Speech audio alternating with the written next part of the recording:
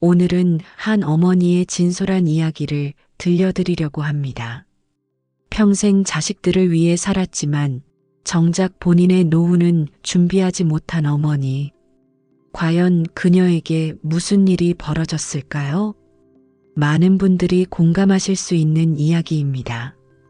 편안히 들어주세요. 그럼 시작하겠습니다. 어머니, 죄송하지만 저희는 더 이상 모실 수 없습니다. 민수야, 그 말이 엄마한테 하는 말이니? 엄마, 미안해요. 박영숙, 69살. 평생을 자식들을 위해 살았다. 남편은 15년 전에 세상을 떠났다. 갑작스러운 병이었다. 아무 준비도 없이 남편이 떠난 후 영숙은 혼자가 되었다. 연금도 없었다. 남편은 자영업을 했고 국민연금에 가입하지 않았다. 저축도 거의 없었다. 자식들 교육시키느라, 결혼시키느라 모두 써버렸다. 집도 없었다. 월세로 살고 있었다. 그런데 이때 문제가 시작되었다. 건강이 나빠졌다. 무릎이 아프고 허리도 아팠다. 병원에 가니 수술이 필요하다고 했다. 돈이 없었다. 자식들에게 연락했다. 큰아들 민수는 40대 중반. 회사원이었다. 아내와 2자녀가 있었다. 엄마, 지금 우리도 애들 학원비에 대출금 갚느라 힘들어요. 작은 딸 수지는 30대 후반. 이혼한 후 혼자 아이를 키우고 있었다. 엄마, 나도 애 키우느라 정말 여유가 없어. 영숙은 이해했다. 아니, 이해하려고 했다. 그래, 얘들도 힘들겠지. 수술은 포기했다. 진통제로 버텼다. 하지만 더 큰 문제가 기다리고 있었다. 월세를 내지 못했다. 3개월째 집주인이 나가라고 했다. 할머니, 어쩔 수 없어요. 저도 사정이 있어요. 갈 곳이 없었다. 영숙은 다시 자식들에게 연락했다. 민수야, 엄마 좀 들어가서 살면 안 될까? 전화기 너머로 침묵이 흘렀다. 엄마, 그게... 며느리의 목소리가 들렸다. 안 돼요. 우리 집은 좁아요. 시어머니까지 모시면 애들이 어떻게 살아요? 민수가 난처하게 말했다. 엄마, 미안해요. 우리 집은 진짜 힘들어요. 영숙은 수진에게도 전화했다. 수진아, 엄마, 나도 원룸에서 애랑 둘이 겨우 사는데 미안해. 그 순간 영숙은 깨달았다. 자신은 완전히 혼자라는 것을. 제이장 거리로 내몰리다. 짐을 쌌다. 평생 모은 것들. 하지만 가져갈 수 있는 것은 많지 않았다. 큰 가방 2개에 옷과 몇 가지 물건을 담았다. 사진첩도 챙겼다. 자식들 어렸을 때 사진들. 이게 내 인생의 전부구나. 영숙은 집을 나섰다. 어디로 가야 할지 몰랐다. 일단 찜질방으로 갔다. 하룻밤에 10,000원이었다. 찜질방 바닥에 누워 천장을 바라봤다. 어쩌다 이렇게 됐을까? 기억을 되짚었다. 젊었을 때 남편과 함께 열심히 일했다. 작은 가게를 운영했다. 돈을 벌면 저축하려 했다. 하지만 늘 급한 일이 있었다. 민수가 대학 갈 때 등록금이 필요했다. 수진이 결혼할 때 혼수가 필요했다. 남편이 아플 때 병원비가 필요했다. 늘 자식들이 먼저였다. 본인은 나중에 여유가 생기면. 하지만 여유는 오지 않았다. 찜질방에서 일주일을 보냈다. 일주일에 7만 원. 가진 돈은 점점 줄어들었다. 몸도 더 안 좋아졌다. 찜질방 바닥은 딱딱했다. 허리가 더 아팠다. 어느 날 옆에 누운 할머니가 말을 걸었다. 여기 오래 계신 것 같네요? 네. 갈 곳이 없어서요. 할머니는 고개를 끄덕였다. 나도 그래요. 자식들한테 짐이 되기 싫어서 여기 있어요. 두 사람은 서로를 바라봤다. 같은 처지였다. 할머니가 말했다. 구청에 가보셨어요? 기초생활수급 신청할 수 있어요. 그게 뭔가요? 정부에서 도와주는 거예요. 생활비도 나오고 집도 알선해줘요. 영숙은 처음 듣는 말이었다. 제3장 혼자서는 할 수 없는 일들. 다음 날 영숙은 구청으로 갔다. 복잡했다. 서류가 너무 많았다. 무슨 말인지 이해가 안 됐다. 주민등록 등본, 가족관계 증명서, 금융정보 제공 동의서. 직원이 설명했지만 영숙은 따라갈 수 없었다. 잘 모르겠는데요. 가족분들이 같이 오시면 좋을 텐데요. 가족. 영숙은 고개를 숙였다. 혼자 왔어요. 그런데 이때 옆에서 누군가 말했다. 제가 도와드릴게요. 젊은 여자였다. 복지사 명찰을 달고 있었다. 어르신, 천천히 하나씩 해봐요. 복지사 이름은 지영이었다. 30대 초반으로 보였다. 지영은 영숙을 도와 서류를 작성했다. 하나하나 설명해줬다. 어르신, 자녀분들 연락처 적어주세요. 영숙은 망설였다. 자식들이 알면 싫어할 것 같아서. 괜찮아요. 꼭 필요한 절차예요. 자녀분들 소득을 확인해야 해요. 영숙은 떨리는 손으로 적었다. 며칠 후 전화가 왔다. 민수였다. 엄마, 구청에서 연락 왔는데 무슨 일이에요?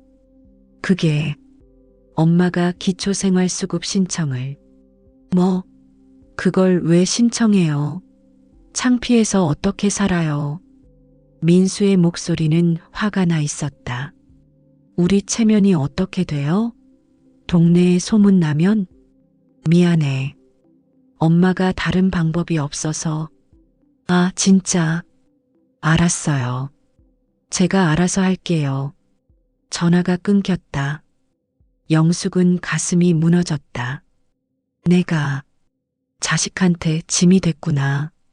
일주일 후 민수와 수진이 찜질방으로 찾아왔다. 남매는 심각한 표정이었다.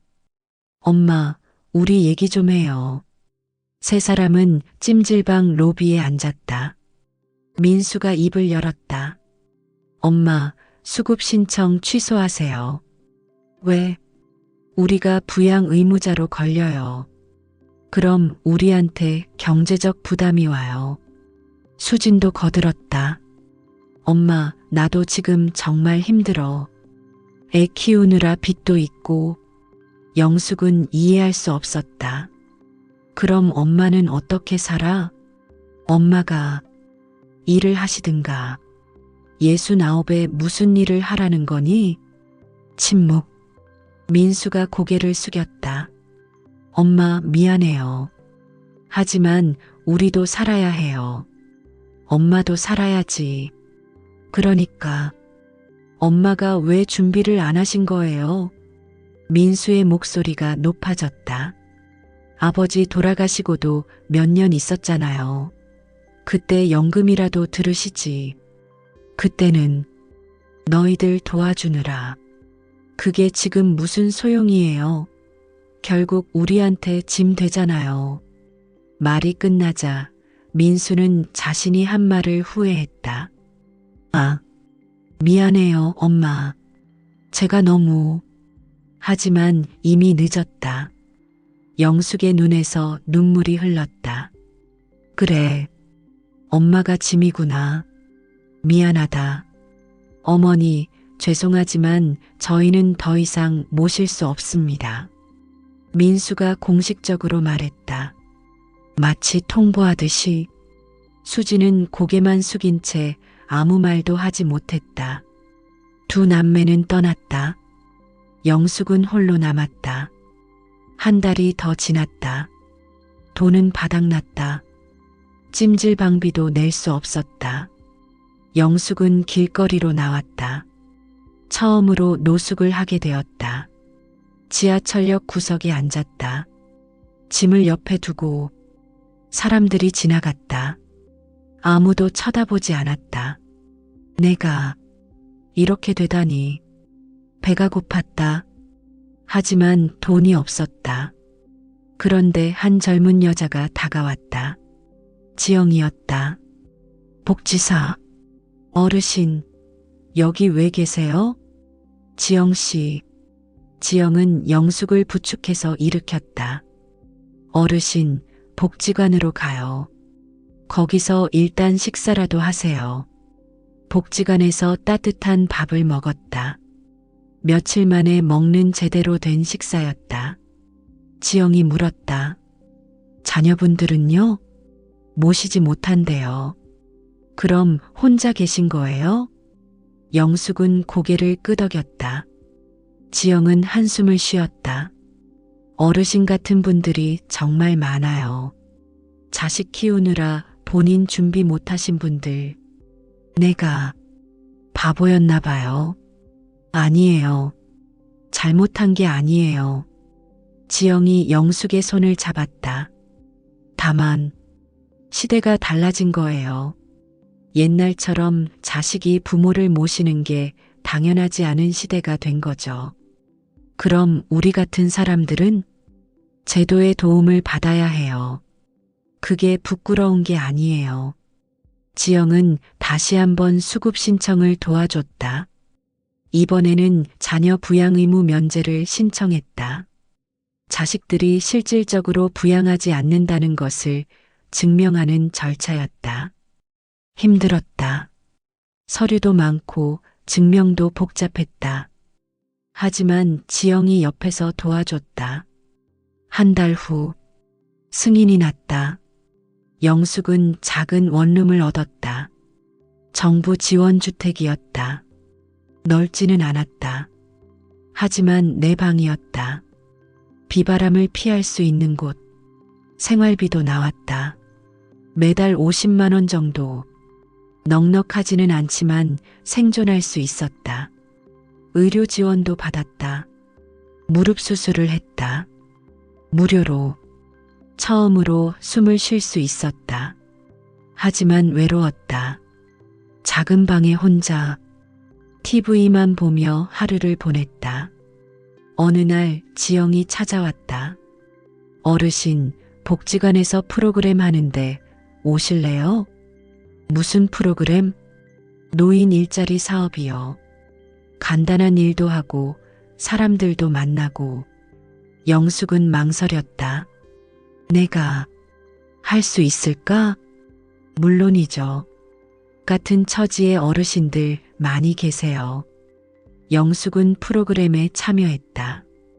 공원 청소일이었다. 하루 3시간, 주 3일. 월 30만 원 정도 받았다. 힘들었다. 무릎이 아직 완전히 낫지 않았다. 하지만 좋았다. 다른 어르신들을 만났다. 비슷한 처지의 사람들. 자식들에게 버림받은 사람들. 노후 준비 못한 사람들. 점심시간에 함께 도시락을 먹으며 이야기를 나눴다. 저도 그랬어요. 자식들 다 키웠는데 혼자 됐어요. 우리 세대가 다 그래요. 자식이 효도할 줄 알았는데. 서로 위로가 되었다. 영숙은 깨달았다. 나 혼자가 아니구나. 제7장 뜻밖의 방문. 6개월이 지났다. 영숙의 삶은 안정됐다. 가난했지만 최소한의 존엄은 지킬 수 있었다. 복지관에서 친구들도 사귀었다. 같이 밥도 먹고 산책도 했다. 어느 날 초인종이 울렸다. 문을 열자 수진이 서 있었다. 엄마, 수진아. 수진은 눈이 빨갛게 부어 있었다. 울었던 것 같았다. 들어와. 좁은 방에 함께 앉았다. 침묵이 흘렀다. 수진이 먼저 입을 열었다. 엄마, 미안해. 괜찮아. 괜찮지 않아요. 나 정말 나쁜 딸이었어요. 수진이 울었다.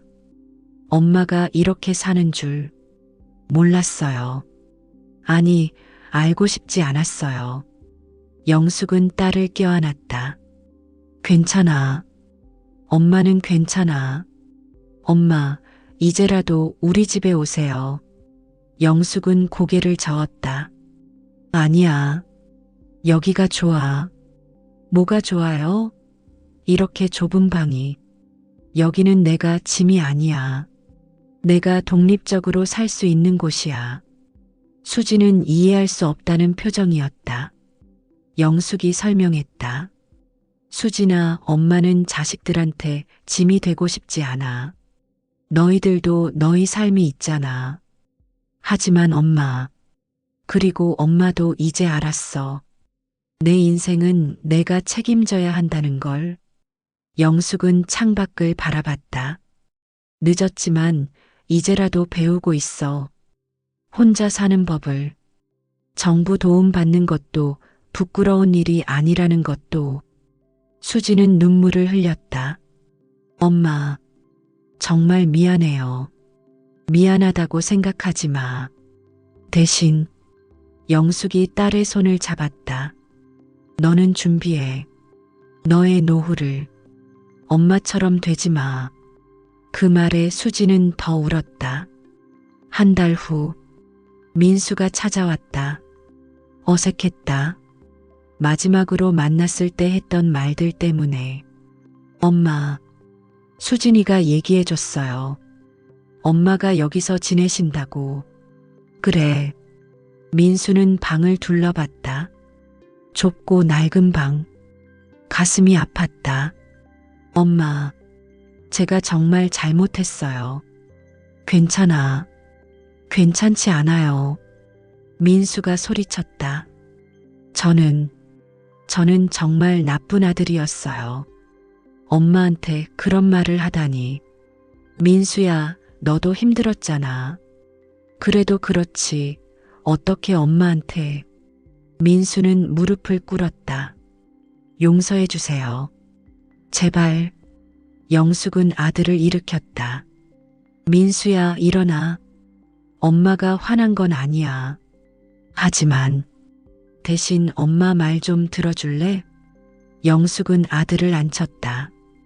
엄마가 잘못했어. 준비를 안 한 게. 엄마. 아니야, 사실이야. 엄마는 너희들만 생각하고 나 자신은 생각 안 했어. 그게 잘못이었어. 영숙은 계속 말했다. 너희 세대는 달라. 자식이 부모 책임지는 시대가 아니야. 각자 살아야 해. 하지만 그래도. 그러니까 민수야, 너도 준비해. 내 노후를. 연금도 들고 저축도 하고 내 아이들한테 짐 되지 말고. 민수는 그제야 깨달았다. 어머니는 화가 난 게 아니었다. 그저 아들이 같은 실수를 하지 않기를 바라는 것이었다. 엄마, 그리고 가끔 놀러와. 밥도 같이 먹고. 그것만으로도 충분해. 민수는 고개를 끄덕였다. 눈물을 참으며. 계절이 바뀌고 또 바뀌었다. 1년이 지났다. 영숙의 삶은 완전히 달라져 있었다. 여전히 작은 방에서 살았다. 여전히 공원 청소 일을 했다. 하지만 행복했다. 복지관에서 친구들을 만났다. 같이 운동도 하고 노래교실도 다녔다. 지영과도 가까워졌다.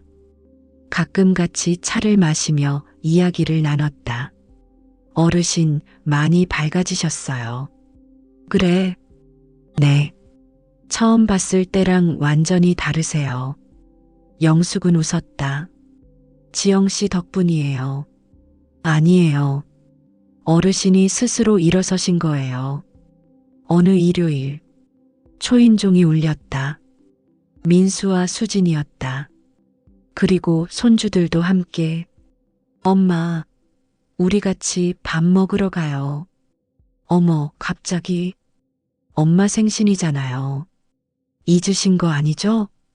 영숙은 깜빡했었다. 자신의 생일을.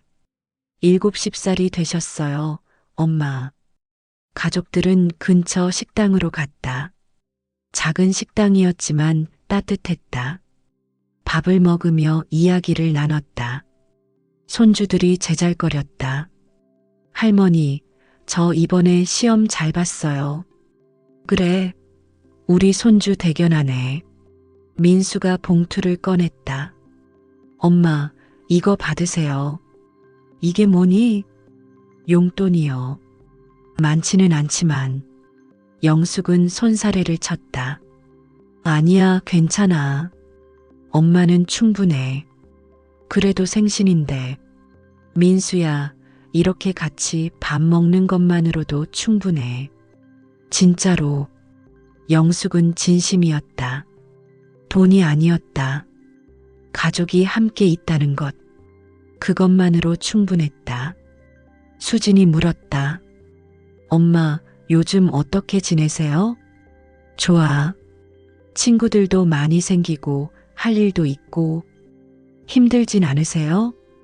힘들지. 하지만 괜찮아. 이게 내 삶이니까. 영숙은 웃었다. 그리고 이제는 알아. 행복이 뭔지. 행복이요? 스스로 설 수 있는 것. 그게 행복이야. 제10장 깨달음. 식사 후 영숙은 혼자 방으로 돌아왔다. 작은 방, 낡은 가구, 별것 없는 공간. 하지만 평화로웠다. 창밖을 바라봤다. 해가 지고 있었다. 내 인생도 해가 지고 있구나. 하지만 슬프지 않았다. 후회는 있었다. 젊었을 때 준비했더라면, 연금을 들었더라면, 저축을 했더라면, 지금보다는 나았을 것이다. 하지만 과거는 바꿀 수 없다. 중요한 것은 지금이었다.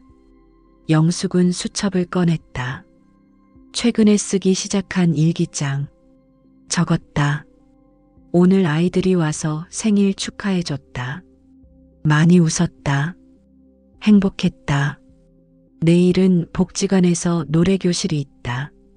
친구들을 만날 수 있어서 기대된다. 간단한 문장들. 하지만 진심이 담긴. 영숙은 일기장을 덮고 잠자리에 들었다. 내일도 살아야 한다. 힘들겠지만 괜찮다. 혼자지만 외롭지 않다. 가난하지만 품위는 지킬 수 있다. 그 후 2년이 더 지났다. 영숙은 72이 되었다. 여전히 같은 방에서 산다. 여전히 복지 혜택을 받는다. 하지만 삶은 풍요로워졌다. 복지관에서 자원봉사를 시작했다. 자신보다 더 어려운 어르신들을 돕는 일. 제가 도움을 받았으니 이제는 제가 도와야죠. 지영은 이제 친구가 되었다. 나이 차이는 있지만 마음은 통했다. 민수와 수지는 한 달에 한 번씩 찾아온다. 함께 밥을 먹고 이야기를 나눈다. 하지만 영숙은 독립적이다. 자식들에게 의지하지 않는다. 도움을 청하지 않는다. 스스로 할 수 있는 만큼 한다. 어느 날 복지관에서 강연을 부탁받았다. 어르신, 노후 준비에 대해 경험담을 말씀해 주실 수 있으세요? 영숙은 망설였다. 하지만 결국 수락했다. 강연 날. 청중석에는 60대 초반의 사람들이 앉아 있었다. 은퇴를 앞둔 사람들. 영숙은 단상에 섰다. 저는 노후 준비를 하지 못했습니다. 솔직하게 시작했다. 자식들 키우느라, 생활하느라 제 노후는 생각하지 못했습니다. 그래서 69에 거리에 나앉았습니다. 청중들이 숨을 죽였다. 자식들은 저를 모시지 못했습니다. 그들도 각자 삶이 있었으니까요. 저는 원망했습니다. 배신감을 느꼈습니다. 하지만 이제는 압니다. 영숙은 청중을 바라봤다. 자식은 부모의 노후를 책임질 의무가 없습니다. 충격적인 말이었다. 하지만 진실이었다. 우리 세대는 그렇게 배웠습니다. 자식이 부모를 모시는 것이 당연하다고. 하지만 시대가 변했습니다. 이제는 각자 자기 인생을 살아야 하는 시대입니다. 그러니 여러분, 영숙은 강하게 말했다. 준비하세요. 여러분의 노후를. 지금 당장 연금을 드세요. 저축을 하세요. 건강을 챙기세요. 자식들한테 기대지 마세요. 스스로 설 수 있도록 준비하세요. 그것이 여러분을 위한 것이고 자식들을 위한 것입니다. 강연이 끝나자 박수가 터졌다. 한 여성이 손을 들었다. 하지만 이미 준비 못하신 분들은 어떻게 해야 하나요? 영숙은 미소 지었다. 정부의 도움을 받으세요. 부끄러워하지 마세요. 기초생활수급, 노인 일자리, 복지 서비스. 많은 제도가 있습니다. 늦었다고 생각하지 마세요. 지금이라도 시작하면 됩니다. 제가 증거입니다. 70이 넘었지만 저는 지금 행복합니다. 청중들이 고개를 끄덕였다. 강연 후 많은 사람이 영숙에게 다가왔다. 감사합니다. 용기를 얻었습니다. 저도 이제 준비해야겠어요. 영숙은 모두와 악수를 나눴다. 그날 영숙은 깨달았다. 자신의 경험이 누군가에게 도움이 될 수 있다는 것을, 실패도 가치가 있다는 것을. 영숙의 이야기는 계속된다. 완벽한 해피엔딩은 아니다. 여전히 가난하고 여전히 힘들다. 하지만 영숙은 살아간다. 존엄하게. 이 이야기가 우리에게 주는 교훈. 첫째, 노후는 준비해야 한다. 자식이 책임져 주지 않는다. 둘째, 정부의 도움을 받는 것은 부끄러운 일이 아니다. 셋째, 늦었다고 생각하지 말고 지금이라도 시작하라. 넷째, 행복은 돈에 있지 않다. 스스로 설 수 있는 힘에 있다. 그리고 가장 중요한 것, 우리는 혼자가 아니다. 같은 처지의 사람들이 있고 도움의 손길이 있다. 포기하지 말자. 준비하자. 그리고 서로 돕자. 여러분, 오늘 이야기 어떠셨나요? 영숙 할머니의 이야기는 허구이지만 많은 분들의 현실이기도 합니다. 노후 준비는 선택이 아니라 필수입니다. 지금 당장 시작하세요. 그리고 이미 어려움을 겪고 계신 분들, 부끄러워하지 마세요. 도움을 요청하는 것은 용기입니다. 우리는 함께 살아가야 합니다. 오늘 이야기가 여러분께 작은 깨달음이 되었기를 바랍니다. 구독과 좋아요는 큰 힘이 됩니다. 더 많은 분들이 이 메시지를 들을 수 있도록 공유도 부탁드립니다. 다음에도 의미 있는 이야기로 찾아뵙겠습니다. 오늘도 행복한 하루 보내세요.